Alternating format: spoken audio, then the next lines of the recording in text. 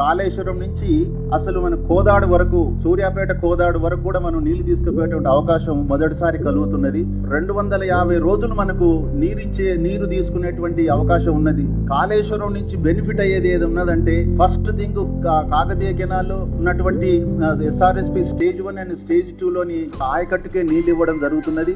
రైతులందరూ ఎదురు చూస్తున్నారు. అసలు ఒక సంవత్సరం మొత్తం మనకు వర్షం రాకున్నా కూడా దక్షిణ తెలంగాణకు ఆదుకోవడానికి కూడా ఈ ప్రాజెక్టు వరప్రదాయనిగా పనిచేసే అవకాశం ఉన్నది. ఈ ప్రాజెక్టుకు ఉన్నన్ని కేసులు, ప్రతి అంశం మీద కేసులు వేశారు. దురదృష్టం. ఇప్పుడు తెలంగాణ ప్రాజెక్టు మీద ఆంధ్రప్రదేశ్ వాళ్ళు, ఆంధ్రప్రదేశ్ ప్రభుత్వము వేసినట్టయితే అర్థం చేసుకోవచ్చు. మన ప్రాజెక్టుల మీద మన ప్రాంతం వాళ్ళే ఈ ప్రాజెక్టుకు ఇలాంటి పర్మిషన్ లేదు, అది లేవు, ఇవి లేవు అని చెప్పేసి కోర్టుకు పోవడం, ఇక్కడ పోతే సుప్రీంకోర్టు దాకా పోవడం, మనకు రావాల్సిన అన్ని పర్మిషన్ వచ్చిన తర్వాత కూడా ఈ పర్మిషన్ రద్దు చేయమని కూడా పోవడం అనేది చాలా దురదృష్టకరమైన విషయం. కాళేశ్వరం ప్రాజెక్టు తెలంగాణకు భారము అనేది ఒక పెద్ద దుష్ప్రచారము.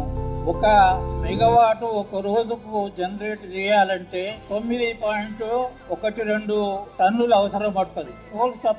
కోల్ ఇండియా వాళ్ళు చాలా తక్కువ ధరకు పవర్ జనరేషన్ కు సప్లై చేస్తున్నారు. వాళ్ళు చేస్తున్న సప్లై ఏదైతుందో దాదాపు 800 టన్ను లెక్క సప్లై చేస్తూ ఉన్నారు. ఆ లెక్కను చూస్తే మనకు ఖర్చు అయ్యేది మొత్తము ఎకరానికి 12 నుంచి 1500 మాత్రమే ఖర్చు అవుతుంది.